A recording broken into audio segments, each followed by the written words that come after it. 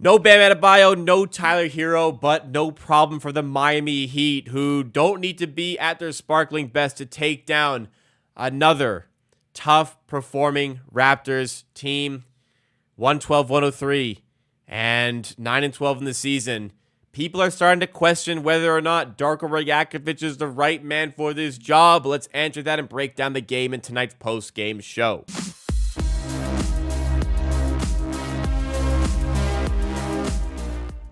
Reminder, guys, if you are enjoying the content you see here, smash that like button. It makes a huge difference to the channel. And subscribe for Raptors content like this for every Raptors game. Okay, tough night here. It was a weird one because the highs in this game were so high, but the lows in this game were so low. Like the Raptors started up 22-7. Or started down 22-7. 22-7 run to start the game for the Heat. Then the Raptors go on a 10-0 run. And the Raptors have this sustained level of play. And they go into the half up 64-66. And then they don't score a field goal for the first 6 minutes of the third quarter. They don't score a single point for the first 6 minutes of the third quarter. It went from 66-64 for the Raptors at half to 82-66, I think it was, for the Heat. How do these things keep happening to the Raptors? Well, it's simple. Like, I say it every time we do one of these post-game shows. There is no floor spacing. These teams, even a Miami Heat team without Bam Adebayo, can just clog the paint. They're using Kyle Lowry like a help defending big. And it's shutting down our offense. Kyle Lowry, like he's a good defender. He's a great post defender for his size.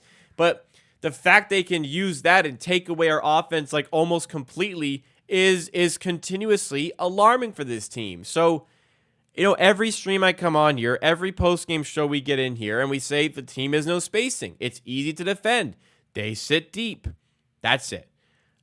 If we don't have the flurry of shooting like we got in spurts from Gary Trent, like we got a little bit from OG Anunoby, there really is just like no way for the Raptors to go and execute consistently on offense.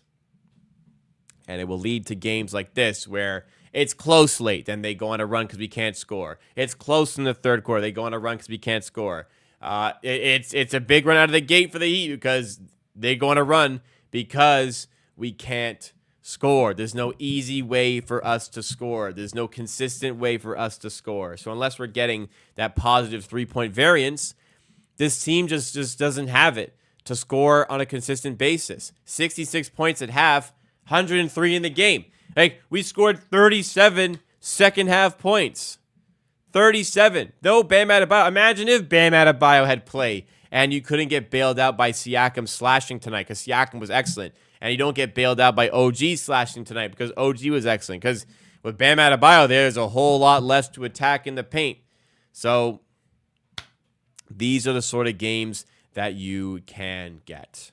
And if you put yourselves, like so consistently this season, we put ourselves in a hole early, double-digit disadvantages. Yeah, you can dig yourselves out sometimes, but you can't keep on doing it and doing it and doing it. Like, so consistently, the shooting lets us down, and we can't score. So consistently, we start slow, we start flat, we don't have the right game plan. They get out to big lead, we can't overcome it. And some of the decision-making in this game by Darko as well came into a little bit of question. Why was Siakam not being used even more? Why was Dennis Schroeder used so much despite going 4 of 18 from the field? Like, Dennis Schroeder goes 4 of 18, 9 points, 5 assists, 5 rebounds, and especially in the late stages of this game, he blew his check on defense twice on Duncan Robinson, who opened the game up because he had 2 wide open shots. And Gary Trent, who was shooting very well, got us out of a jam in the first half and in the fourth quarter, is 5-11, shooting well from 3 of 7. Why do you have to go to Dennis Schroeder shooting so poorly when you could have gone to somebody else? So that was maybe a ballsy call, but like everybody here in the chat watching live, like we saw the struggles coming with Dennis Schroeder. It just wasn't his game. He's had some good games this season. This was not one of them. But perhaps like the more alarming statistic is like Dennis Schroeder shot 18 times. That's a lot. Siakam had 13, and Og had 13. Granted, Siakam took 11 free throws, but like, why is Dennis Schroeder leading the Raptors in field goal attempts? How is Dennis Schroeder shooting the ball 18 times and not getting fouled on a single one of them? Getting a shooting foul. How's he missing 2 layups late in the game that are part of the reason the Heat got out to the big lead late? I don't know. Just wasn't Dennis Schroeder's night at all over there. So coaching decision there could come into question. But as far as Darko as a whole, I think he's still underutilizing his top tier players. I think he's still struggling. Like he's not struggling. He just outright doesn't go to Siakam enough. For some reason, he's still trying to force Barnes to play as a ball handler. Like it's so obvious. Like, let's get Barnes down low with the ball in his hands instead. Let's get the entry pass to Barnes down low to let him play out of there instead of him having to create a shot all the time. And granted, Barnes didn't play as well as he could have tonight. The box score is like 12 points, 11 rebounds, 5 assists, but 5 of 17. Wasn't aggressive enough in this game. Only turned it on really in the fourth quarter. Still, like, we got to see that aggression the first 3 quarters from Scottie. Like, we got to see that for the first 3 quarters, and we just haven't seen it enough. He was minus 23 tonight, but he got Seward a lot with the bench, with a bit of the bench. Actually didn't. I mean, the bench actually plus minus wise was good. Otto Porter, by the way, 14 minutes plus 14. Plus minus isn't everything, but doing the right things out there. And thankfully finally getting the minutes over McDaniels. But we need Barnes to be more aggressive for the first 36 minutes. That'll make a difference to the tough stretches. Schroeder needs to chill on the shot selection. But like it was clear, like Siakam is succeeding when he attacks mismatch, which he had today. Why doesn't Darko use them more? Like, it's clear those are working. Other than that, I mean, those are things on Darko, but like as a whole with the coaching, this team can't space the floor. Like, it's deceiving the team stats today because the Raptors got so hot sometimes and so cold at other times. Like, we go 14 of 37 from 3. One better than they were. They're 14 of 38. 38% from 3. It's misleading when you're box score surfing like this because there were just such long stretches of the games where they can't shoot threes and they cannot score and they have no way around that. So when Miami go on a big run, we have no way to stop it because they just sit in the paint and we can't shoot consistently enough to rely on it. There's no space to operate on the inside and we can't score there. So it's tough. The Raptors, as I've said many times this season, they bring in a coach who wants to play a certain brand of offense, this expansive 0.5 half-court offense, and we give him a team that can't do it. So for me, like, let's pump the brakes on this Darko Rajakovic criticism. Are there some things he should be doing better as a coach? Yes, we've highlighted them already, but also with the team in the way it's shaped up right now, it's hard for him to get the most out of it. So it puts us in this hole. We're 9-12 in the season. We don't have a first-round pick. It's very ugly right now.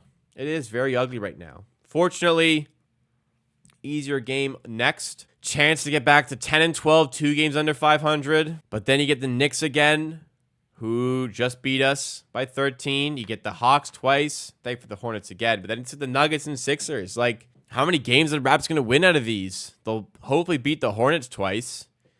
Snag one against the Hawks. Like, they could be realistic, go 3-4 in that stretch, and they're 4 games under 500. And you got to have a serious conversation with yourselves as Raptors front office about what is this team this season? This team is not going to succeed like it is. So better to get something done and reshape it a little bit because I don't know. Like, this team has bounced back this season, but is trending towards what could be a wasted season. It doesn't have to be this way. Fix the personnel. Fix the roster construction. And we could get something out of this yet, but like I'm starting to get a little bit. I mean, I'm already there. I'm nervous about where this team could be heading. I still think they can put together, a 37+ win season, but it's starting to become more apparent that they may even struggle to hit that mark. And in a season where they're bought in on winning, that would be a pretty embarrassing outlook. But as far as Darko, I'm not ready to call for his head. I'm nowhere near that point as of yet. But what do you guys think? Let me know. Is it time for Darko to be called into question? Let me know. Smash that like button if you enjoyed. Remember, we do content like this for every Raptors game, so make sure you subscribe to the channel, and I'll see you again for the next one.